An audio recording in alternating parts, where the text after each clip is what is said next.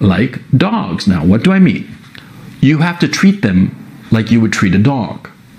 You ever go up to a dog and you're afraid of the dog and the dog senses it, and the dog gets up and smells the fear coming off of you and starts barking at you and snarling at you and showing its teeth and it's pissed off at you and doesn't like you.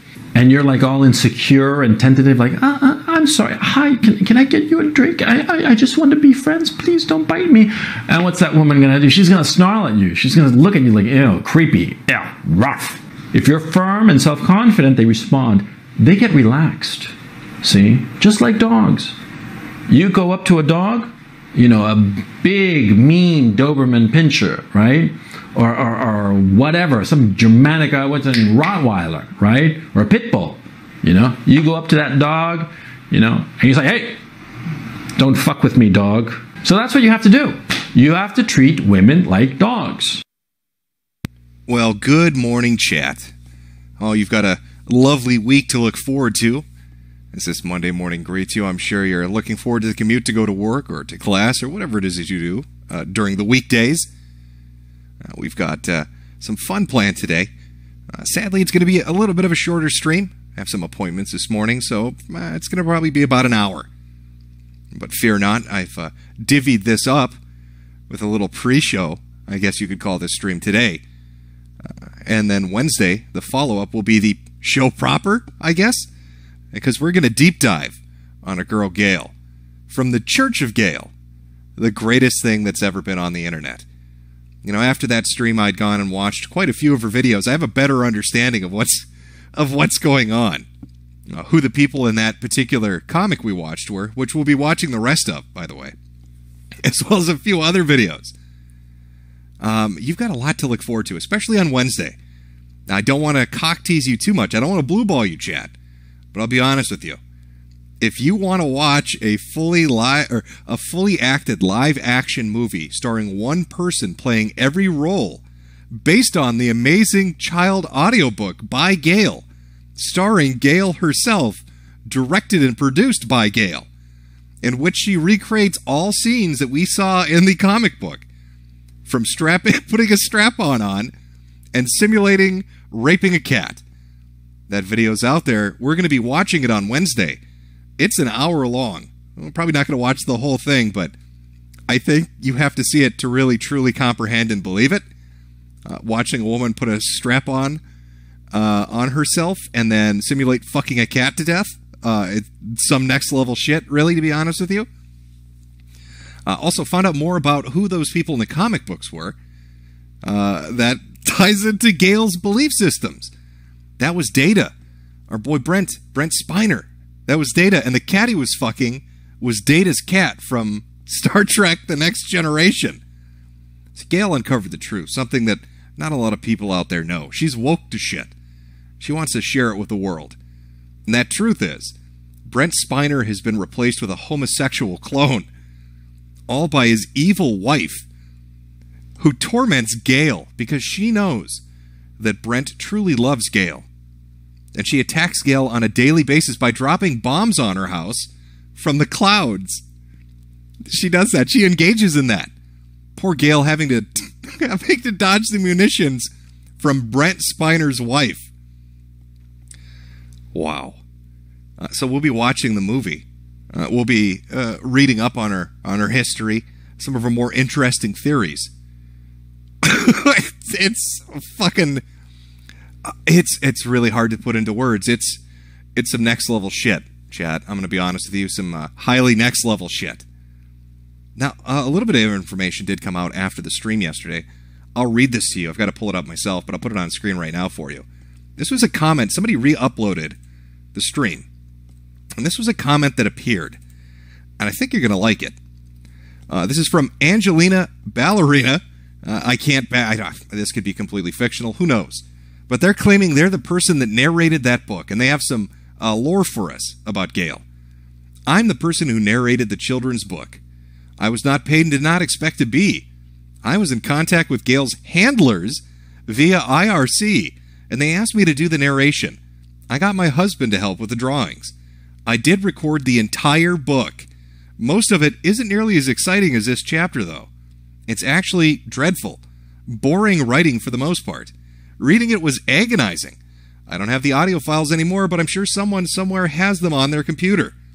The reason this was done was because Gail had been wrongfully terminated from her job as a cashier at Walmart, and her handlers were trying to come up with a way to get her to help get her money, and thought that selling her audiobook version of The Forbidden Abyss Part 1, I actually don't know if there's a Part 2, if it was ever written or released, around the same time Gail was, again, illegally Baker acted, aka sectioned by her family. She was treated for paranoid schizophrenia and ended up getting approved for disability. So the audiobook idea was dropped. That's some deep lore on that shit. So her family Baker acted her. I think that's when they put you involuntarily into an insane asylum because you're acting so bizarre. And I'm going to guess her getting put into the nut house probably had something to do with getting fired from Walmart as well. Now, maybe somebody came in and she thought they were working with a clone of Brent Spiner and were there to rape some cats or something. Who knows? We may never know the full story of why she was wrongfully terminated from the Walmart or what exactly she was Baker acted for. But she got on disability, didn't need that audiobook money, and so that project apparently was dropped. However, the full thing was recorded. It's out there somewhere. Somewhere in the ether out there. And, goddamn, I really do want to watch it all.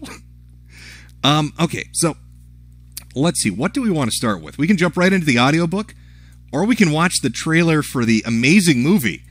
The amazing fucking movie that Gail produced herself.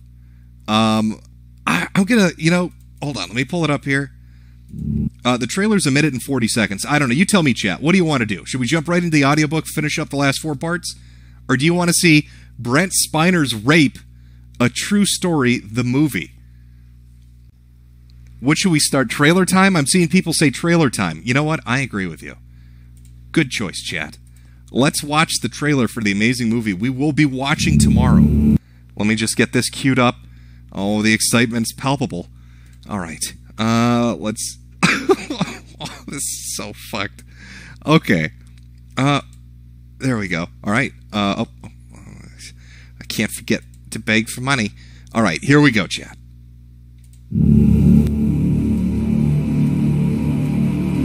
Thanks. Cheers to a fistful of datas. What a long day wore out.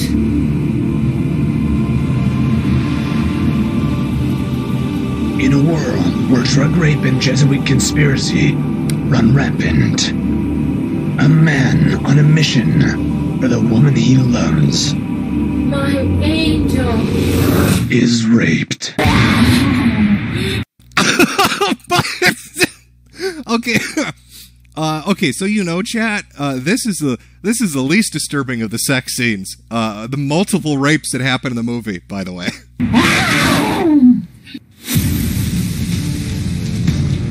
Director Gail Cord Schuler. With producer Gail Cord Schuler. But she managed to ride up and down all 18 inches of my erect penis. A Gabrielle Chana film. Steven Spielberg raves it's the most impressive expose of Brent Spiner's rape ever made. You know what? Actually, I'm going to back that up. I think this is the fisting scene, chat. I can tell a little bit because her arm's a little brown. Remember, in the first 4 parts of that audiobook, our boy Data got his ass fisted like 80 times, and I think we're looking at this live action version. Of Brent Spiner's rape ever made.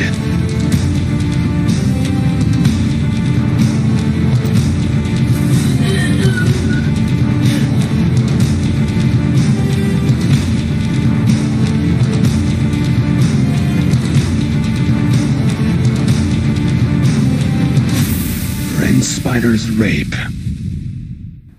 No! No! Don't drink the Jesus juice, Macaulay Culkin! You're going to get raped! You're going to get raped! Coming fall of 2012. Fucking sold. Buy me a ticket. I'm reserving it in advance. Macaulay, they even have the Macaulay. It's line for line. It's the audiobook reenacted. The whole thing. The whole thing. The fist fucking. The cat rape. Getting fucked to death by an elephant. Druggings. Stabbings. Macaulay Culkin getting drugged and raped. How can you not think this is the most excellent piece of cinema to ever be created on the fucking internet? And it's all Gail. Gail did all of it. She plays every role in the movie. I think she even is the cat. I think she is the perpetrator of the cat rape and plays the role of the cat getting raped. That's Wednesday. We're watching that shit on Wednesday. Oh, I got the videos this lady has up are fucking amazing. We're going to be listening to one of them. It's the Brett Spiner poop problem. She's dedicated a lot of time to helping Brett Spiner take a shit. And we're going to watch that and find out, you know, is he not getting enough fiber? What's going on there? Tomorrow I've got some really good ones lined up for you. She had a Skype call with Jesus Christ, and Jesus told her that he was going to inseminate her and that Brett Spiner wanted him to do it. We've got another couple of videos where she was called up by Hollywood actors telling her she could never defeat their Brett Spiner clone army. There's some fucking amazing stuff on this lady's channel. It's going to be wild. It's going to be a good time. But now you got a little taste of it. You got a little taste of what's coming up on Wednesday. Let us continue with, let us continue with our audiobook adventure. Because we only got so far into it. We only got halfway through parts 1 through 4. And we have more parts to go through. So let me just pull this up here. And we're jumping right back in. We're going to go full steam ahead. Oh boy, I'm fucking excited. Oh, from Dieseldorf. Been a fan since 2009, Sweetie Squad forever. Well, thank you very much. We'll see how much of a fan you are after you watch Macaulay Culkin get gang raped. We'll see if that fandom's still there. Okay, I think I've got it queued up. We should be good to go. Here we are. If you remember yesterday, I'll just give a quick summary for anybody that just joined.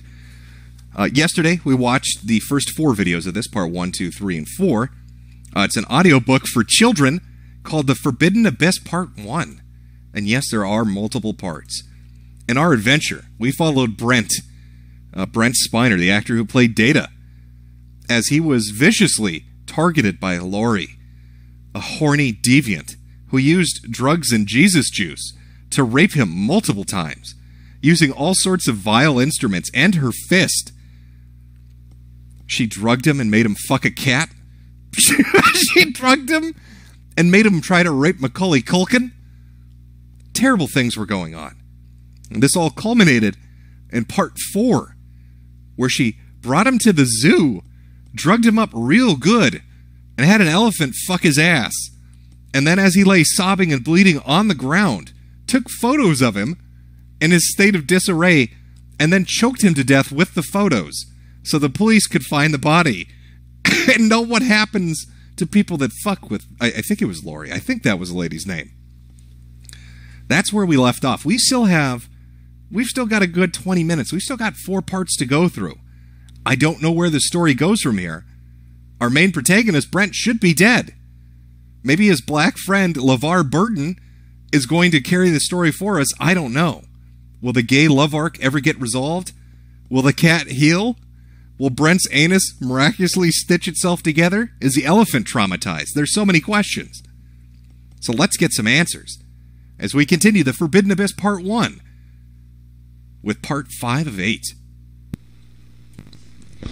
Brent went to go talk to LeVar about getting rid of Lori. LeVar was the only one Brent confided in at the time. After that few hours with her, did you have any other sex with her? LeVar asked him, laying a hand on his arm. Yes, she kept breaking into my room. Okay, already confused right out of the gates. He's supposed to be dead. He got fucked by an elephant and choked to death on some photos. I don't know what kind of fucking Lazarus resurrection shit's going on here. Maybe Lori had her friend Jesus come and bring him back from the dead. I don't know. This is probably a robot. I don't know yet. We're going to find out. I started drinking from bottled water, but she would contaminate the water while I wasn't looking and gave me the drugs again, and wound up doing even worse things to me. Oh my God, Brent. Because Brent wailed so much, LeVar just cuddled and rocked him for several minutes. She started raping me with a strap on. Then she moved up to fisting. She got more and more perverted. She put her hand in my butt, made a fist, and thrust it in and out of my anus with her fist. Again, I'd just like to remind everybody that's tuning in for this. Children's audiobook. This is made for the kids. for the little ones. LeVar took another look at Brent's rear. My God, she really ripped into your flesh. That explains all the blood I saw in the green room. Couldn't you feel the pain? It didn't hurt while she was doing it because of the drugs. This was all happening on and off for a few weeks. I'm so horrified, LeVar. I've betrayed Gale and done such horrible things. I'm in so much pain, physical and emotional. I just want to die. Is there any way to get away from Lori? It seems that Paramount Studios wants her in the studio. Brent, can't you stay away from her mind-control drugs? It's not like I can't eat or drink. She contaminates everything with mind-control drugs, even the water fountain. Oh my God. LeVar. I kind of wonder, do you think Alex Jones watched this and that's where he got his theory about the frogs? Like, you know, Gale beat him to the punch about some psychopath tainting the water and making everybody gay. Because the moment he drinks that goofy juice, he's got a fist up his ass. She seems to have friends everywhere. She has connections in the media. She told me, so it must be true. She's threatened my job and Gale's life. I've been trying to figure out where she comes from and how to keep her from entering the studio. Can you help me? Because my bodyguards aren't doing their job, and some random woman. That's even better. It's not even somebody that works at this movie studio. He's getting fist fucked and raped and brought to the zoo to perform sodomy on an elephant by some random person that's just walking in off the street, and his bodyguards are helpless. Poor Brent Spiner. Nobody can save him from the fist fucking. They're letting her meddle with my drinks and food and letting her get into the studio. She apparently has a lot of friends. I want you to sleep with me. You're going to sleep in my arms tonight and every night until we get this thing licked. LeVar held Brent from behind, rocked him to sleep, and went to guard the door. Oh, LeVar, Lori is so icky. I don't want her anywhere near me. I get the shudders every time I see or hear her. When I wake up with her in my bed, I feel like a spider has crawled into bed with me. Brent, you need to tell Gale about this. Gale's crying her eyes out over you, and you're giving her silence. You need her really bad right now. I think she'd understand. She could hold you up, Brent. Brent's face became ashen and his hands trembled. If Lori catches me calling Gale, she'll kill Gale. Brent's lips twitched and tears streamed down his face. I have a feeling we're going to get a gay sex scene. Right underneath the Reading Rainbow poster on the fucking rocket ship bedspread. LeVar Burton is going to fuck Data in his ass to take his mind off all the rape he's endured. I don't know why there's so much gay shit in this, but it's fascinating. I never knew this about Data, but we're learning a lot today. Lori said she'd kill Gale if I tell her. As long as she's still wandering around the studio, I can't call Gale. Here, call Gale right now from my cell phone. No, LeVar. Brent eased back from LeVar and looked down at the floor, nodding his head in disbelief, then staring ahead with a blank stare, a faraway look, as if a nightmare played over and over in his mind, and he saw monsters and ghosts, knives and blood, fists rapid fire into his anus, evil grins, laughter, images swirling. I really want to make a soundboard with this. You know, if SBCC still does prank phone calls, there's some doozies of lines in this thing. Fist rapid fire into my anus is probably in the top 10 right now. Blood, fist rapid fire into his anus, evil grins, laughter, images swirling about, screaming at him, jumping at him. LeVar, Brent screamed. I'm going mad. LeVar, is that you? Is this real?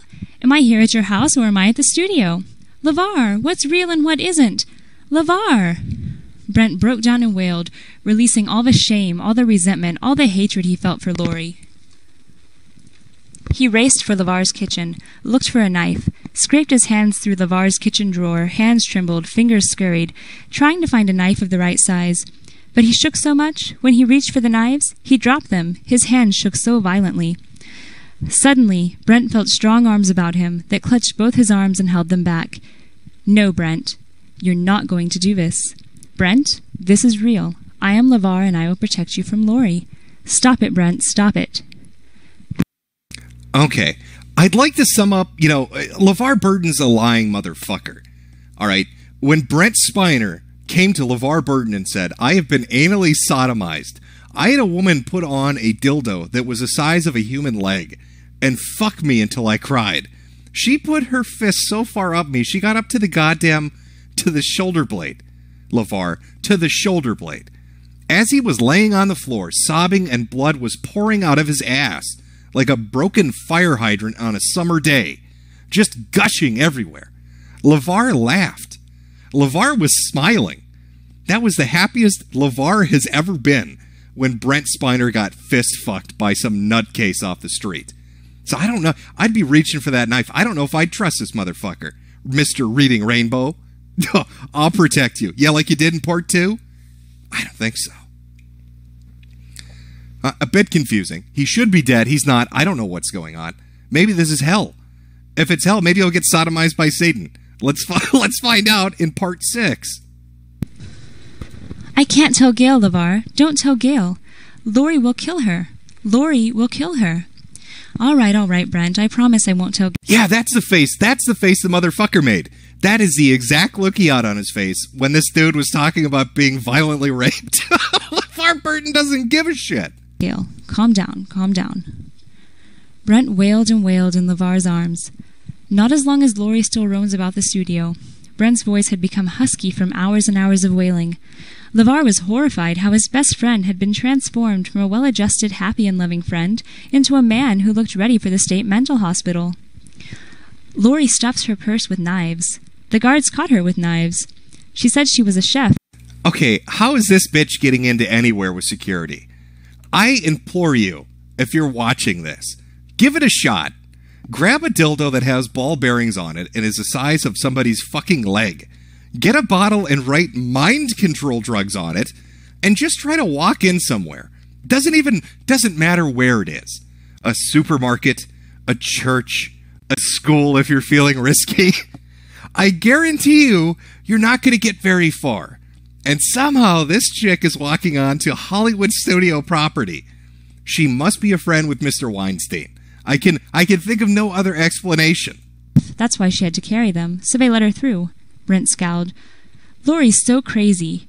I really think if I tell Gail, she'll stalk Gail next. LeVar noticed that his best friend turned ashen white. All right, Brent, I swear over my dead body I won't tell Gail. Brent stared at LeVar in disbelief. Over your dead body you won't tell Gail? Over my dead body. He cuddled Brent from behind. LeVar wanted to get past this and focus on a solution. Though he felt Gail could help Brent now, he could see that to bring Gail into the picture could bring in complications that would destroy Brent. Can't you beat these mind control drugs? They're tricky. Nigga, what are you talking about? Can't you beat they're mind control drugs, LeVar? How are you expecting me to beat them? They're mind control drugs. It's do I need to have a little bit of moxie? A little pep in my step? She drugs me, bro. She drugs me and fist fucks me. No, I can't beat this. Get me a gun. Give me a weapon.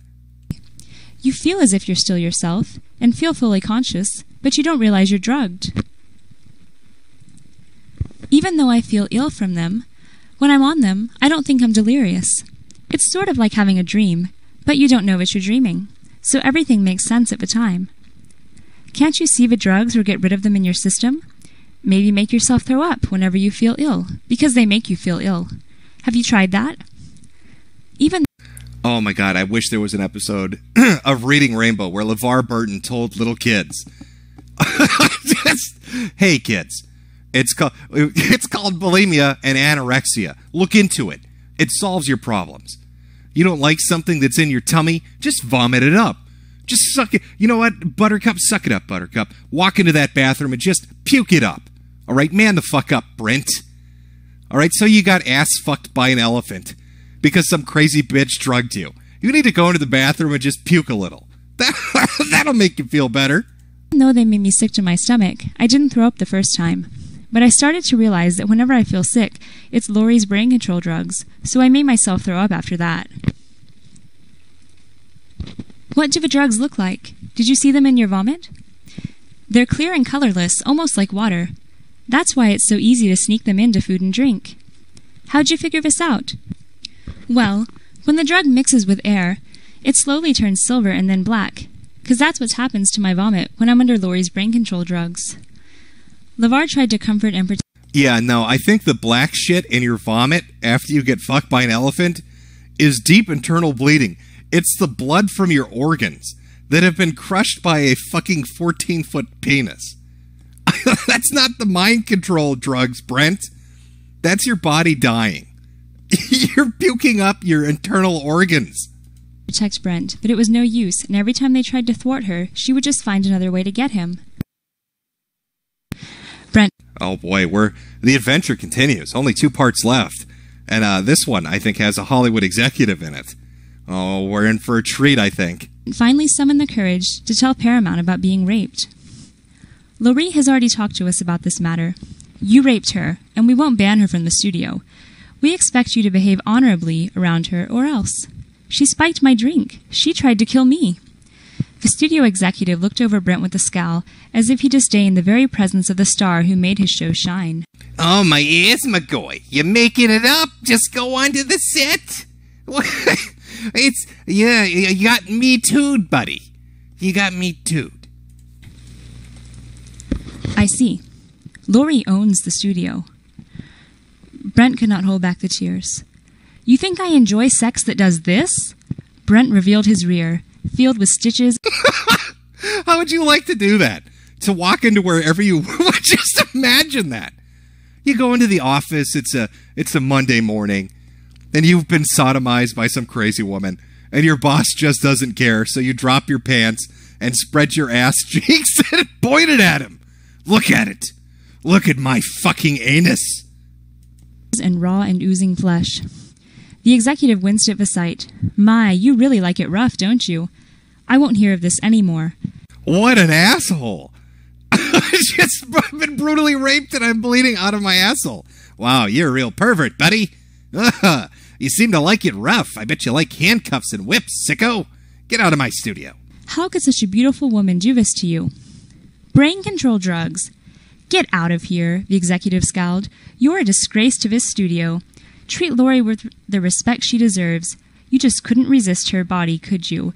Her beauty just overwhelmed you with lust. If you don't give her the respect she deserves, we'll write data out of the show. We'll explain to the public that we can't have a rapist working for Paramount Studios. I remember that episode of The Next Generation when William Riker and Captain Picard were on the deck, and fucking Worf walked in, and he's like, Captain, where's Data? And Jean-Luc turned around and said, we don't fucking let rapists in here, Worf. The fuck is wrong with you, you Klingon asshole? The executive paused and looked out the window. One more thing. Not a word of this to anyone, you understand? He stared Brent down, as if in a dare. If we find you have leaked this to anyone, we'll paint you as a rapist to the media. Don't forget, we have photographic evidence. How Brent loved Gail and how this tore at his heart. He recalled Lori's words, you tell Gail about our sex and I'll kill her. Brent realized if he lost his job as Data, that he'd be out on the streets and unable to protect Gail. Yes, sir. You're gonna get raped and you're gonna like it, kid. You're gonna get raped every day and you're gonna say thank you. Thank you, Lori. Get the fuck out of my office. The executives then produced a contract that made him promise in writing that he would not tell anyone about the rape, or else they'd be entitled to smear him to the press as a rapist. If Brent refused to sign this contract, he'd lose his job. His heart racked with pain, sinking so low, he wasn't sure he could ever feel happy again. Now, if Gail wanted to, he could never marry her, at least not anytime soon. Even worse, he felt he betrayed all that made him feel worthy as a man. He could barely restrain his tears, but if he ended up in jail, either as a rapist or because of his debts, how could he keep Gail as his pen friend or even protect her if he needed to in the future? Also, his co-stars made his job at Paramount a great place to work, and he had really bonded with them. So he decided to stay with Paramount for them, for his job as Data, so he could stay off the streets, to stay afloat for Gale. You know, he's a real team player. Most people, when they work in an environment where they get anally raped every day, they're like, yep, you know what, I'm done. Okay? You have me stay late at the office, I don't like it. You don't give me overtime, that upsets me. I don't get those pay raises I asked for or the vacation time I want, but I tolerate it. But I'm gonna draw the line. I'm gonna draw the line right here at brutal, violent sodomy. I'll put up with a lot. I'll sit in the wagey cagey, Amazon, but I'm not gonna let you sodomize me. That's a bridge too far. And besides, I really like my coworkers. He had just finished paying off a huge debt and was finally no longer in danger from his creditors. If he lost his job, he knew he'd be on the streets, and possibly in debtor's prison. He wasn't nearly as rich as the press made him out to be. Can we start a GoFundMe for Brent Spiner? I didn't know he was suffering from such tough times. I didn't know Data was on the verge of homelessness. All right, I think we all like that show, and I don't think Brent should really be living in a gutter. Maybe we can get a hold of Gale and get this GoFundMe going so this guy can have a nice roof over his head. The world did not know of the huge debt he had incurred before he landed his famous job as Data of Star Trek, The Next Generation. So Brent signed the Paramount contract, promising not to tell anyone about the rape, giving Paramount permission to smear him to the press if he did. Perhaps he could weasel out of this contract later, he thought.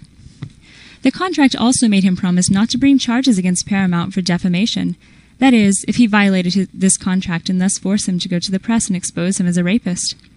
In other words, he must not tell anyone about the September 1992 rape or about his contract he made with Paramount, or he'd lose his job and would have to pay back Paramount any earnings he made after he signed this contract with them. Typical paperwork. If you've worked at one Office Max, you've worked at them all. I think we've all seen an employment contract like this. Brent never violated his contract until after it became invalid in 1999 because it had an illegal purpose, to protect a criminal, Laurie.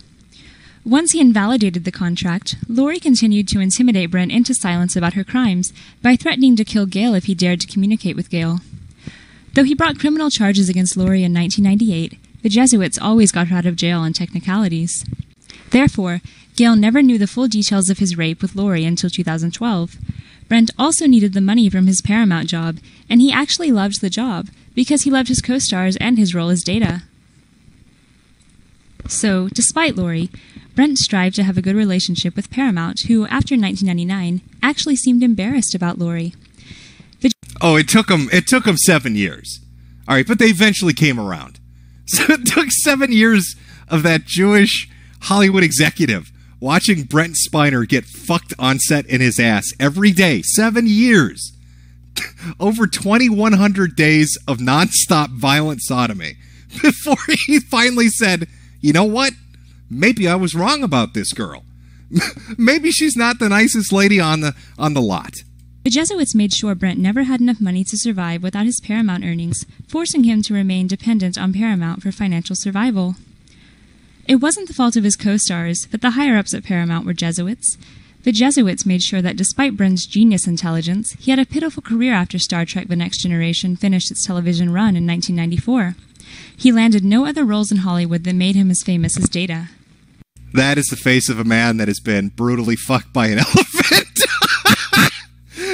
By the way, Brent Spiner is aware of her, and he is aware of the audiobook. Though he, I guess, doesn't like to talk about it, maybe I'd probably be slightly unnerved by a lady writing audiobooks and literature about my violent rape on a studio lot in 1992, and then describing my career as basically in a death spiral after leaving the show. Now, in September 1992, he learned the truth, that Paramount Studios sponsored Laurie McBride and encouraged her to rape him, allowing her in the studio even when she had knives, claiming to believe her story that she was a cook. That's okay. You know what? This lady, she's talented. So you're telling me she was so good at bullshitting people, so top tier at deception, that she can walk onto set with a 4-foot-long dildo, a bottle that literally says mind control drugs and a purse full of knives. And they're like, oh, that's just the cook. The caterer is here. Somebody get Brent Spiner. He said he wanted a sandwich. Tell him Laurie's here. He loves her cooking. So he came back to the studio later to tell LeVar about his meeting with the executives, and he ran right back into Laurie McBride. She now knew he had signed the contract and felt herself invincible. She was standing outside his studio room door, with her hands behind her back holding a syringe full of drugs, grinning at him. He stepped backward in fright, and she lunged, plunging the syringe into his neck, then threw him into the room. He struggled fiercely, and so she hit him over the head with a frying pan, sending him stumbling into the bed. Then she tied him down with ropes on the bed, spread eagle. In horror, he watched her undress. Oh, Chad, I have a feeling this is going to be extra bad. Look at his face. That's the face of a man whose soul is dead. His soul is dead, and it's left his body. He really is a robot now. God's gift of creation has fled the trauma. Look at her. This is his wife. In the real life, this is his wife, by the way. She's mounted him, spread him eagle, and tied him to the bed. I can just imagine the beautiful lovemaking that's about to take place. The door creaked open again. It was LeVar, and he held his finger to his lips to shush Brent, so Brent wouldn't give away that LeVar was behind Laurie, because she didn't see him. That was when that's when LeVar Burton unzipped his pants and pulled his penis out. He kept winking at Brent, winking at him over and over as he stroked his penis, as Laurie sodomized him, and he sobbed. I told you, buddy. Wink, wink, wink. Stroke, stroke, stroke. I'd be here for you. Wink, wink. And I am. The last thing he remembered was her slowly removing her top, and a split second later, LeVar rushed into the room. But Brent had passed out. When he awakened, still tied to the bed, Laurie and LeVar were gone, but blood was everywhere. I gotta get out of here, he thought. It's probably from his ass. He Blood's struggled probably and bit from the him. ropes about his body to free himself and then got up. A pool of blood led from the bed to the door and all the way out into the hallway. He followed the blood all the way outside, to the far back of the studio, fearing the worst. LeVar stood there facing the dumpster. Brent trotted up beside him. What happened? Then Brent looked into the dumpster and saw Laurie McBride. LeVar had killed her. That's why you don't fuck with engineering, okay? You fuck with Geordie LaForge, and he's gonna gut your ass, put you in a dumpster, and light your fucking corpse on fire. That visor ain't to look cool. It's to shield his eyes from all the arsons he commits. This is between you, me, and this gallon of gasoline, LeVar said, lighting his match to light up a cigarette. He offered Brent a cigarette. Shaking his head in astonishment, Brent refused. LeVar threw the match into the dumpster, causing the dumpster to erupt into flames. The sound of the flames licking Laurie's body filled the air. Putting his arm around Brent's shoulder, LeVar stood there with Brent, listening to the flames, seeing the sparks fly, and feeling the heat from the dumpster. They just stood there, watching the flames. To Brent, feeling the heat and seeing the sparks, the surreal became real. The sounds, the crackling and the sparks leaping from the dumpster against the night sky and the heat from the dumpster reassured Brent that Laurie could torment him or Gale no more. They fucking have a bar. Okay, Geordie LaForge just murdered a woman and lit her corpse on fire. And now Geordie and Data are cooking hot dogs over her burning fucking body, singing songs together, as the cat they raped from earlier looks on in absolute fucking horror. As the night went on, they decided to camp out and wait until the blaze finished, roasting marshmallows and singing a few songs while passing around some beer. Brent felt his spirits lift. After that, Brent figured everything would be all right. Just focus on Gale and try to put this behind you, LeVar said. So for a while, Brent did. Brent even joked, with a happy, carefree air, about having sex on an episode on the Joan Rivers show in November. Yes, he thought, he had finally disposed of that devil, and she would never come back. Let's turn all my negative energy into positive energy and just focus on Gale. Oh, and that's the end. That is the end. Beautiful.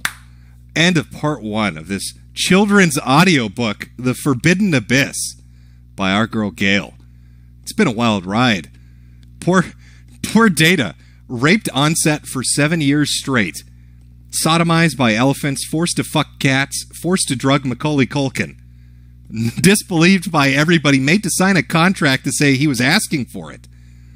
Finally rescued by his friend, who murdered her in cold blood, bludgeoning her to death with like a pipe or something, I don't know. Threw her ass into a fucking dumpster, lit her on fire, and had a goddamn jamboree over the corpse. That is storytelling. That's how you write an arc. I want to know what comes next. The whole book, there's a whole audiobook out there. Sadly, that's not online. However, the full-length movie is.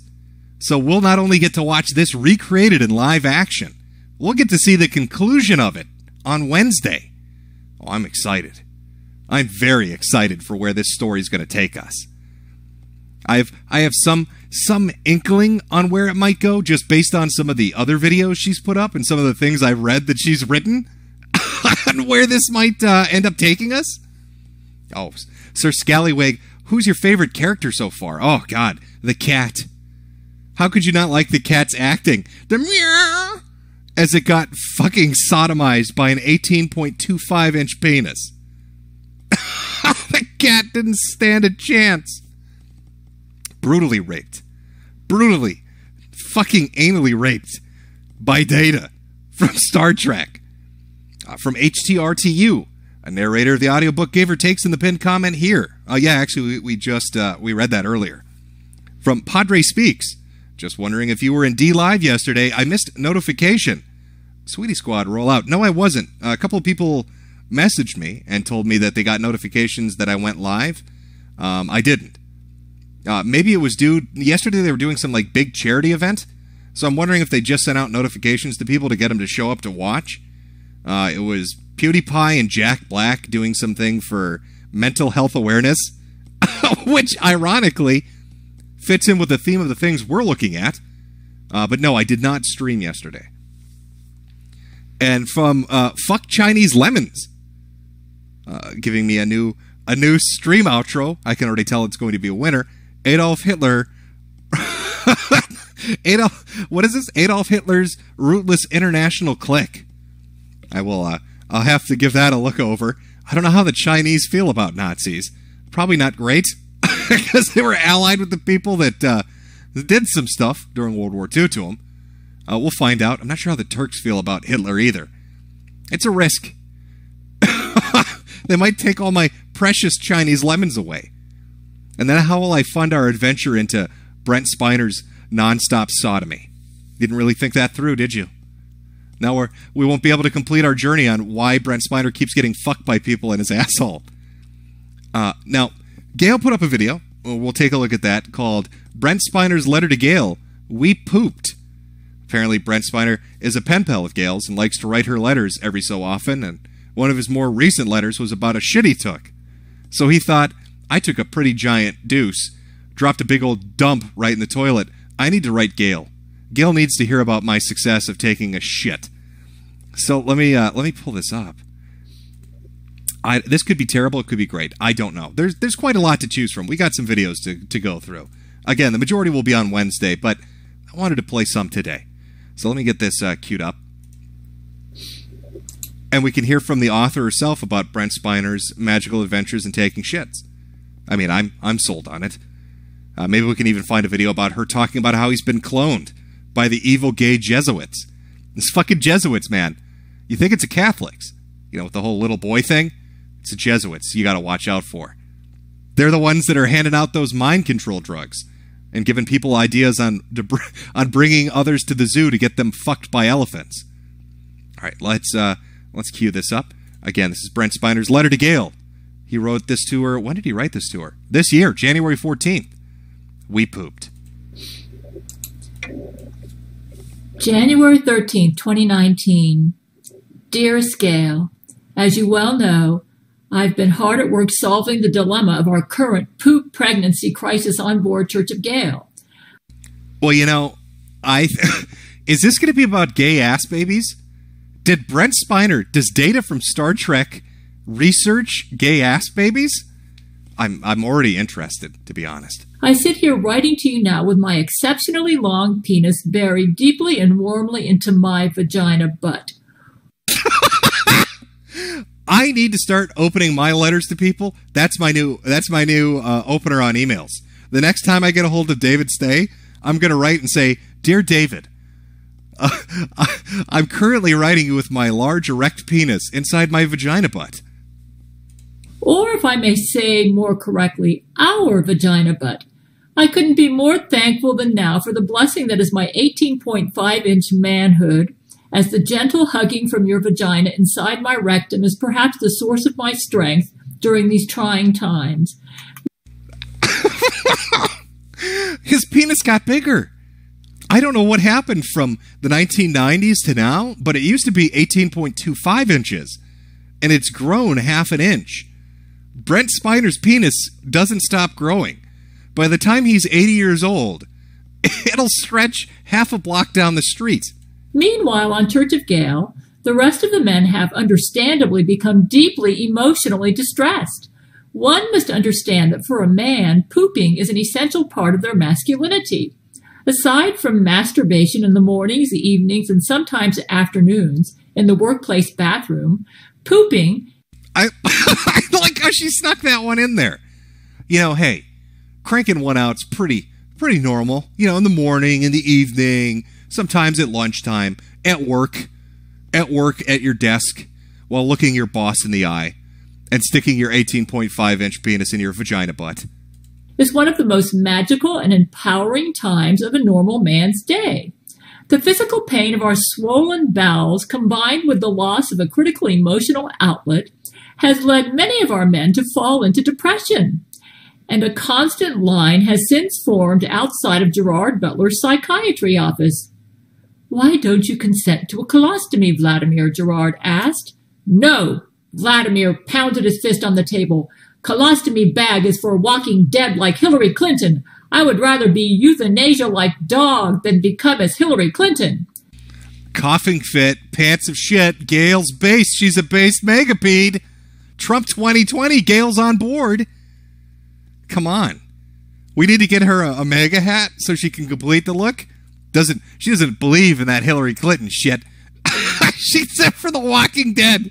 A colostomy bag for fucking zombies.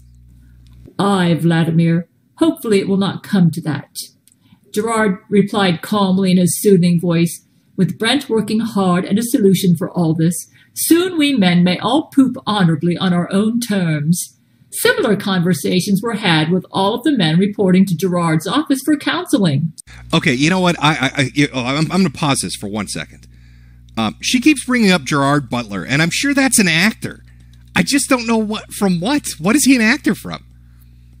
Why is Gerard Butler counseling people about taking poops? What the fuck? You've got to be... I know this guy. Why is this guy involved in Brent Spiner taking poops? What the fuck? Let me pull his picture up for everybody. Oh, let me zoom in on this. There we go. So this is the man that's providing counseling services to men that need to take poops. Gerard Butler. Now, I don't know what insight he has into putting enormous penises into vagina butts or how it affects your psyche, but he's pretty fucking adamant that colostomy bags are for bitches. You heard it here. Gerard Butler, if you need a colostomy bag, go vote for Hillary Clinton. Take that lib shit stuff the fuck out of here. This is mega town, all right? We put our penises in our vagina butts proudly here. Fucking Gerard Butler. How did he get roped into this? Oh, you know, there are calls, recorded Skype calls on her channel that are allegedly from Gerard Butler telling her about his nefarious plans with gay clones. Maybe that's what did it? Similar, except for one strange outlier, Bubba, the morbidly obese black Jesuit. Bubba, of course, is not a man on the marriage list, nor did he receive a vagina butt. However, Bubba, murmuring to himself through tears, has joined the line time and time again to speak with Gerard. "Lick my butthole," Bubba would sob weakly. "Lick my butthole. Lick my butthole." I'm going to have to make a soundboard out of just a majority of the things that she says. Jesuit. Bubba, of course, is not a man on the marriage list, nor did he receive a vagina butt. However, Bubba, murmuring to himself through tears, has joined the line time and time again to speak with Gerard. "Lick my butthole," Bubba would sob weakly. "Lick my butthole, lick my butthole." "Aye, laddie," Gerard would say. "I cannot understand ye. You need me to lick your butthole?" It wasn't until after recruiting the help of Hugh Jackman. How the fuck did Hugh Jackman... You know what? Okay, we need to keep track of this. I'm going to create a celebrity. You know, we're doing this now. Just because there's no other way I'm going to keep track of this. So who do we have involved in the gay ass sex and licking black men's assholes? So we got Gerard Butler. I'm grabbing his picture. We're putting this up on screen. I don't want anybody to get lost. And so it's really important. It's really important that you know, this is accessible to everybody. So let me put his picture up. You're gonna have to give me a second, chat, to get caught up so we can keep all the characters straight. Gerard.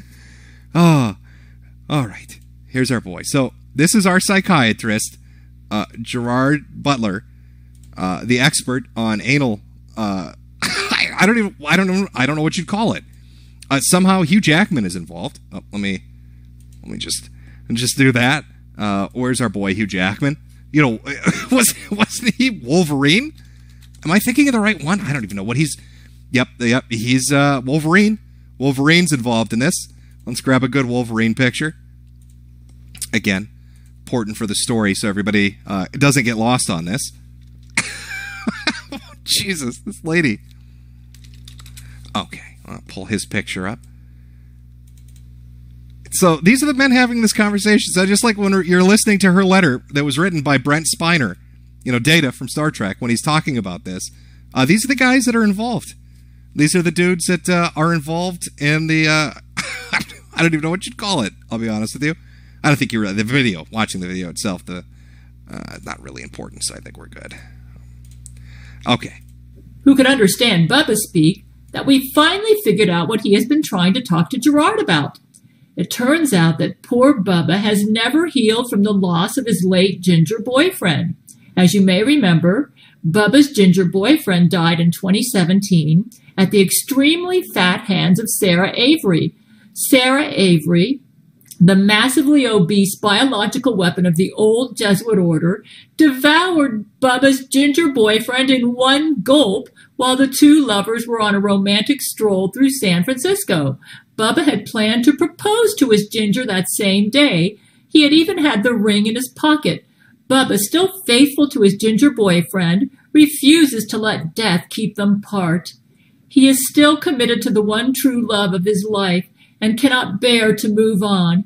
He would rather allow his butthole to become dry, cracked, and withered from being unlicked than ever give his butthole to the tongue of any other man on this earth. You know, that's that's true love, folks. I know, you know, it's hard when you lose a loved one. But when you make the commitment to never let another person lick your asshole again, because the one you love, your dead ginger boyfriend that was eaten by an obese biological weapon, when you commit to that, that's fucking passion. That's true love. And I think Gerard Butler and Wolverine agree with Gail on this, that is a beautiful commitment, really. Gerard was moved to tears as Hugh Jackman explained Bubba's passionate and overwhelming grief, wiping the wetness from the crease of one eye as he scribbled down notes onto his notepad. I have since asked our church to pray for him, and I ask that all of our followers do the same. As to the physical health crisis at hand, or should I say at vagina butt, I had been making slow and uneven progress. While I understood the anatomy and biology involved, I didn't quite understand the science. I knew I was going to need more help. I needed a real scientist, someone who knew everything from the 3 phases of matter to how weather balloons worked, someone with real knowledge, with a solid reputation that one could trust. It was while I was on my way for a coffee break that my prayers had been answered. Rolling up on a skateboard, a white lab coat sailing behind him in the wind, was none other than Bill Nye the Science Guy. Okay, let's add him too. Hey, Bill Nye the Science Guy. You know, I actually could believe that one. If you're going to tell me somebody's talking about licking assholes and gay butt vagina sex, Bill Nye, that's a believable one. Let's add Bill Nye to this. Oh, we've got a whole... This is like... it's like... So, I don't know, this is like Celebrity Jeopardy. What's a good Bill Nye picture? And we need to find... Is there one of him on a skateboard? Dare I dream? Is it possible there's a Bill Nye photo with him on a skateboard to really set the mood? No, sadly. Sadly, there's not. Well, that's okay. That's okay, Mr. Nye. We'll still put you in here. Yeah, that's the picture I'm going to go with. Bill Nye the Science Guy. She needed somebody to explain balloons to her. So she went to a real scientist. You know, Bill Nye. Bill Nye the real scientist. I wonder if the Jesuits are trying to make him lick assholes too. Fucking Jesuits, man. There we go. I think you could. There we go. That's Mr. Nye. Boy, we got a whole fucking group of them now. Gerard. Oh, you know what? Let me move that down. Oh, no, there we go. Want to make sure. No, this is disastrous.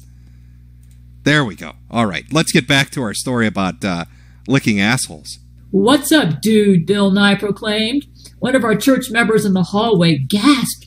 "Bill Nye the Science Guy!" they exclaimed. This got the attention of the entire floor. Church members began pumping their fists, chanting, "Bill, Bill, Bill!" "Bill Nye," I said. "Boy, am I glad to see you. You're like an angel sent from God himself." "Thank you, Brent. I got many tweets from Gale followers telling me that you all needed my help.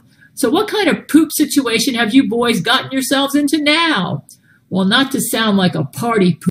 Now, I like how that implies that this has been this has been a situation that's happened once before, at the very least once before.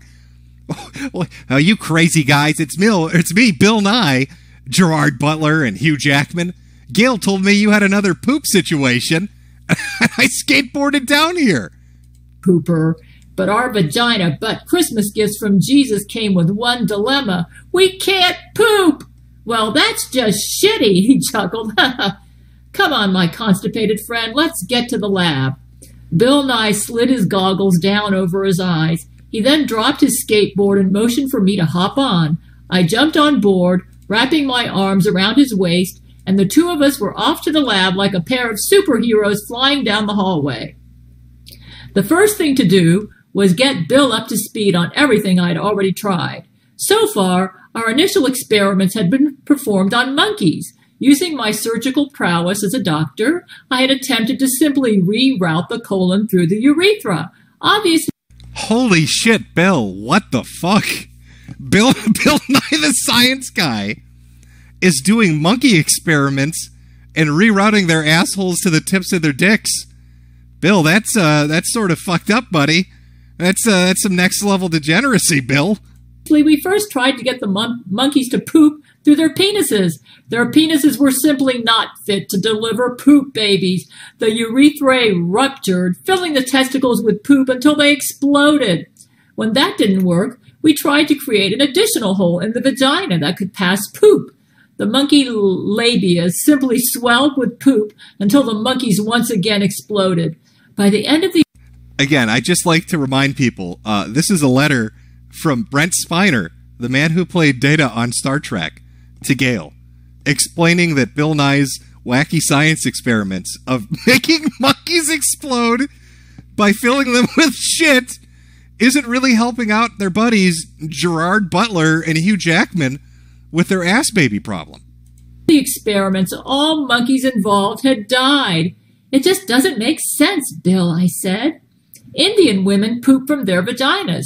That's how they lubricate themselves before sex. Why can't I just perform a race change operation on our vagina butts to get them to function like an Indian woman's? Well, Indian women also excrete small amounts of poop through their lungs and their pores. Yeah, I can confirm this. This is scientifically verifiable. All right, the designated street shitters do extrude fecal matter from every portion of their body, every pore on their body. She doesn't mean Indian as a Native American. She meets Indian dot on head. And, yeah, you know, they've mastered the art of shitting out of every part of their body. So the actual amount of poop that is excreted from their vaginas is relatively small compared to the poop babies you men need to deliver. You're right, Bill. I hadn't considered that. What else can we do? First things first. These experiments need to be done on humans, not monkeys. But, Bill, all the monkeys involved so far in our experiments have died.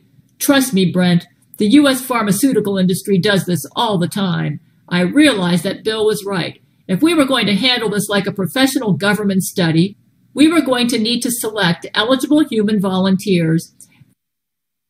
Very soon, we had collected a diverse testing group consisting of prison inmates, welfare recipients, illegal immigrants, mentally retarded orphans, What? Bill Nye is collecting mentally retarded orphans and illegal immigrants to make them explode with shit. prostitutes, and of course the homeless. Each participant was promised $5 for their cooperation. With no time to lose, we dove straight into the testing phases. My laboratory desk turned into my literal drawing board. As each idea rushed to mind, I found myself scribbling furiously like a madman. Sketch after sketch, formula after formula, I drew out plans and diagrams that would be immediately handed off to Bill Nye for implementation. No can do, Brent, he would report. The subject pooped from every orifice, then immediately died. Or, hey, Brent, they died again. But oh, golly gosh, Brent. Hate to tell you, it's me, Bill Nye. All those kids I kidnapped, you know, the illegal, the illegal foreign immigrant orphans, yeah, they all died. They exploded, Brent. Yeah, I tried to tell you, Brent and Gerard and Hugh, that filling little children from foreign countries with poop would result in explosions. But you wouldn't listen to me. Now I got all these dead fucking orphans over here, and I don't know what to do with it. I can't skateboard through the viscera that's coating my lab now. But this time they came back as a poop-craving zombie. Or, that didn't work. It had the same result as the human centipede idea. Hundreds of ideas, hundreds of sketches, hundreds of formulas. My mind churned like a machine, and after every failure, I found myself right back at my desk, head in my hands. Finding a solution was beginning to seem hopeless. This should do it, Bill said as he eyed the syringe in his hands, flicked it with his fingers and squirted out the air bubbles. He turned and stuck the needle into the bicep of a large prison inmate. Moments passed as we waited for the results. All of a sudden, the inmate's eyes bulged, and he began screaming. Startled, I jumped to my feet, my body stiff with full alarm as I gripped my desk with one hand. The screaming crescendoed like a siren. The inmate clawed at his face, full teeth bared. As his eyes rolled back into his head, mountains of poop began pouring out of his eyes. He continued screaming. He screamed until his entire bowels had emptied themselves. Please, for the love of God, I know some of you guys can draw. Can somebody draw me a picture of Bill Nye making an orphan inmate explode shit out of his eyeballs? Can somebody please draw this picture? I need this picture in my life so we can use it on the next stream. I need to see Bill Nye drugging illegal immigrant orphan children and making shit explode out of their eyeballs from his eye sockets and covered the floor of the lab. I sighed and collapsed back into my chair. I peeled the latest sheet of paper off of my desk and crumpled it up into a ball, tossing it into a now overflowing trash can of discarded, failed designs. Bill Nye patted the now blind inmate on the shoulder, handing him a $5 bill on his way out of the room. Sorry about that, buddy. Know your eyeballs exploded with shit from your tummy, but here's a $5 bill for being such a good guy about it. Have a nice day.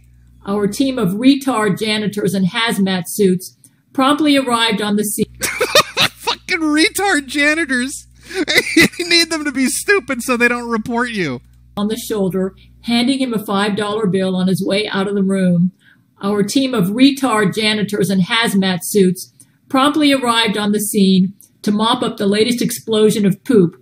What's next, Brent? Well, I said, looking at my overflowing wastebasket, I should take this trash out, then we can regroup. Just then, one of our nanotechnology research techs entered the room. No need to take out the trash, Brent, he said, pulling out his Android phone. He fiddled with his phone for a moment, then pushed a button on the screen. The trash inside the trash can began to glow a brilliant blue, and within seconds, the trash dissolved seemingly into thin air. Wow, Bill exclaimed. So you guys switched to vaporizing trash. That's very environmentally conscious of you. Actually, the trash was transported, the tech explained. We invented a new app that allows us to take our trash and transport it out into deep space.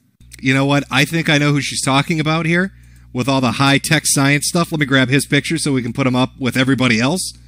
You know, I don't want to leave our inventor out of this amazing story. He deserves credit. I know exactly who turned nanites into a fucking phone app. So let me just get his picture here. We'll add him to the list. Oh my God, this is a great story. Gail, you really outdo yourself. Let me just say that. You really know how to tell a tale. I'm sorry, this isn't, what am I saying? This isn't a story. This is a letter that Dana wrote her, talking about Bill Nye's ass baby experiments. Killing orphan children. Okay, let me get our inventor's picture up here. Oh boy. We're running out of screen space. Here we go. Here we go. I'm fairly certain this is who she's talking about. Put him right there. There you go, Elon. welcome to the adventure. Okay, well, let's continue on. I'm dying to know what happens next. Well, that makes sense, Bill replied. There's a lot of space in space. Interesting, I remarked, narrowing my eyes and rubbing my silver 5 o'clock shadow. Wait, Brent, I've seen that look before, Bill said. What are you thinking? We hadn't another moment to lose.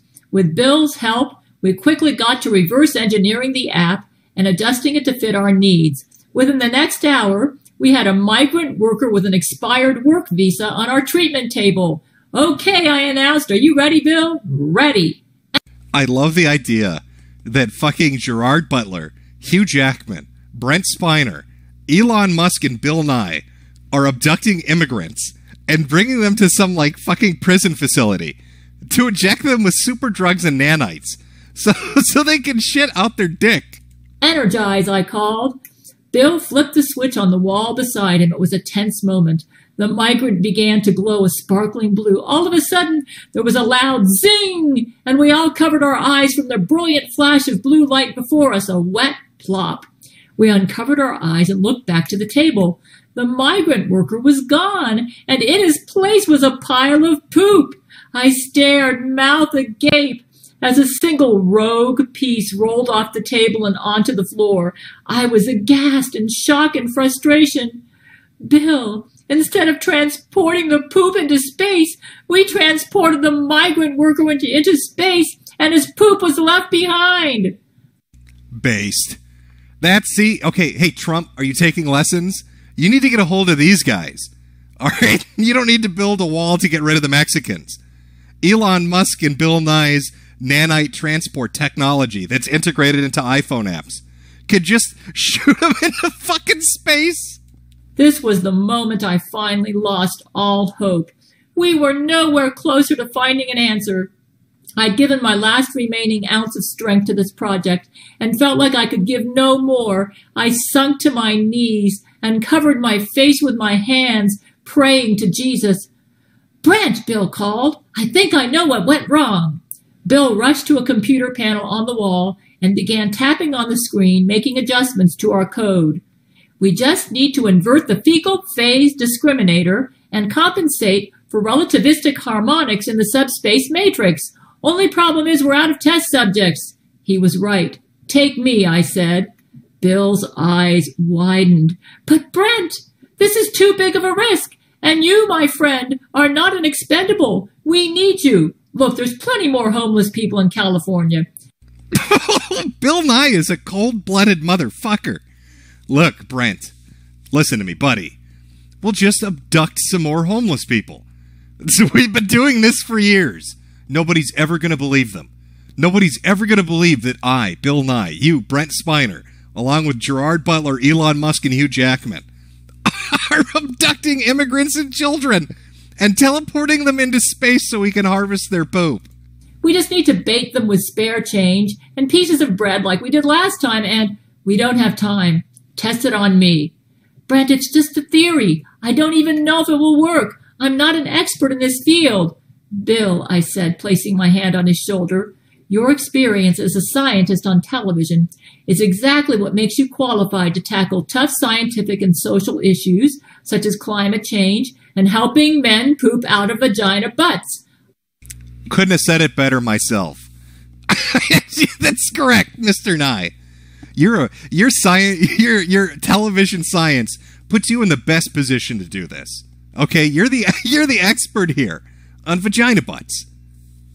I believe in you. You can do this. Bill exhaled. Stoking himself up for the task, he nodded to me. You really are a vast and red-blooded man, Brent. I appreciate your faith in me, I smiled humbly. Now let's do this. You're right, let's do this. I climbed up onto the table and laid back. Bill went back to the panel on the wall, checking his work and prepping for the final testing phase. I closed my eyes and prayed to Jesus for support. We're ready, Bill announced, pulling his goggles down over his eyes, transporting in 3, 2, 1. My final thoughts were of my precious smiling Gail wearing her blue blouse. Clank! Bill slammed down the metal switch on the wall. I felt a warm, fuzzy sensation in my lower abdominals. My abdomen glowed a brilliant blue, and within moments, the pressure was gone. My poop baby belly deflated, and I felt my body release a cocktail of endorphins and oxytocin, the kind of happiness and bonding chemicals a man's body releases after a really good poop. So, Brent Spiner wrote her a letter to tell her, this is breaking news. I mean, we really should get a hold of CNN. Brent Spiner, the actor that played Data, has given birth through teleportation to a gay ass baby. He's a mommy now. Brent Spiner's a mommy/daddy to a beautiful gay ass baby. I opened my eyes and sat up. Bill, we did it, I cried. We did it, Bill cheered. We hugged each other and laughed in manly victory. With our solution finally at hand, we proudly got to work on employing a convenient way for all the vagina butt men affected by poop pregnancy to use this technology quickly and easily whenever they need it. Without further ado, allow me to announce the official release of iPoop. iPoop is a free app available for all Android phones that allows any man to transport their poop directly from their bowels and into deep space with the simple press of a button. This In other is words, amazing. Push to poop, TM. The poop inside your bowel is detected and safely transported out of your body without needing to pass through your penis, vagina, butt, or any other orifice of the body. This app works on women as well, so it may appeal to morbidly obese women and men who refuse to leave their armchairs and who run the risk of becoming fused to their couches by poop. It's also convenient for any millennial on the go when they really need to go, and man children who still sit around playing video games in their mid to late 20s. I can Millennials blown the fuck out. Oh, you lazy kids can't even get up to take a shit anymore. Now you can use Brent Spiner's phone app, iPoop, to teleport your shit into outer space. say that using iPoop is just as pleasurable and emotionally satisfying as having a real poop. So far, the men have given positive feedback, remarking that the app is fun, addictive, a good time killer, and that gives them another excuse to be on their phones. Most men are on their phones while pooping anyhow. This app adds convenience and makes pooping easy for everyone. One word of warning is that users of the app should hold very still after pushing in order for the scanner to detect the correct coordinates of the poop. So far, we haven't had anyone disappear or accidentally teleport their intestines into deep space, but it helps to remain cautious. I hear that Bill and I have been elected to receive a Nobel Prize for our work and our invention of the iPoop app.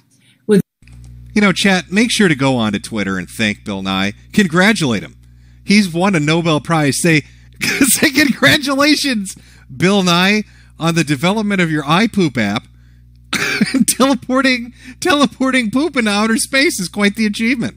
With great relief, I now look forward to enjoying many good years with my vagina butt and the vagina butts of all the men still on the marriage list. I look forward to the day I look into my precious Gail's adoring eyes, and instead of spreading open the legs of Vladimir, Hugh, or Gerard, I will spread open Gail's and enter her true vagina. Your safe and adoring husband, Brent Spiner. What a beautiful letter Brent wrote her. It's heartwarming. What an adventure he's been up to. I had no idea this is what Data's been doing after Star Trek. I didn't know he was like, just chilling with the boys, making teleportation poop technology for vagina-ass babies. Not the first thing that would have come to mind when I think, what is Data doing? And then again, I didn't know that he had to fuck a cat and got sodomized by an elephant either. So there's some wild shit going on in Data's life. It's good to know he's got friends, though. Like Elon Musk and Hugh Jackman, Gerard Butler, and of course, our Nobel Prize-winning TV scientist who abducts immigrant children and orphans, Bill Nye. That's great to know. Oh, just warms my heart, really, it does. Oh, we've got a few things here. Chilled Milk. RCMP apologizes for streaming the press conference on the double slaying with cat filters activated. From Rodson. Would Jim let Bubba lick his butthole? Oh, God, yes. I would jump at that opportunity. Of course, he'd be breaking his vow to his dead ginger boyfriend. His dead ginger boyfriend who got eaten by an obese woman. We've got one from Sir Scallywag. Am I sensing a new art contest? I know, probably not going to do an art contest, but if you feel like drawing a picture of Bill Nye making shit explode out of the eyes of an immigrant child that he abducted off the street, feel free to, and I will proudly display that on stream. From Unirock TV, wow, yeah, I know, I think you summed it up with that one. Wow, indeed. Like I said earlier, this stream, just an hour today. I've got a couple of appointments this morning, so I've got to cut it short. Wednesday will be the big one. We're going to watch Gail's movie, the live-action version of the children's audiobook that we watched on Friday and today. We're going to go through Gail lore. We're going to find out about the Church of Gail. We're going to find out about Brent Spiner's gay homosexual clones that have taken over his life, and about his wife trying to bomb Gail from the clouds every day when she goes on walks. There's a lot to explore. We'll also find out why Jesus wanted to put semen into her. And we will find out why Gerard Butler is so interested in gay ass babies. Because apparently he's been on a Skype conversation with her multiple times, explaining the whole reason behind the cloning and those fucking Jesuits. That Jesuit conspiracy runs deep. I know you guys don't believe it, but Gail has no reason to lie to us. She's pure. She's a pure girl. Oh my God. By the way, she has 1,000 videos on her channel. There's so much. There's so many stories. She's written so many novels, had so many Skype conversations with quote-unquote celebrities. There's tons of letters, live action movies, children's books. Very talented woman. And I look forward to Wednesday and to however much time we end up dedicating to this. I love this kind of shit. It's fantastic. I hope you guys have a good Monday. I hope you have a good week. Be sure to tune in Wednesday for the real meat and potatoes of our girl Gail. Let's we'll play it out on Rama Rama. Why not? Where are we here? All right, chat. Have a good day. Have a good week, and I will see you on Wednesday.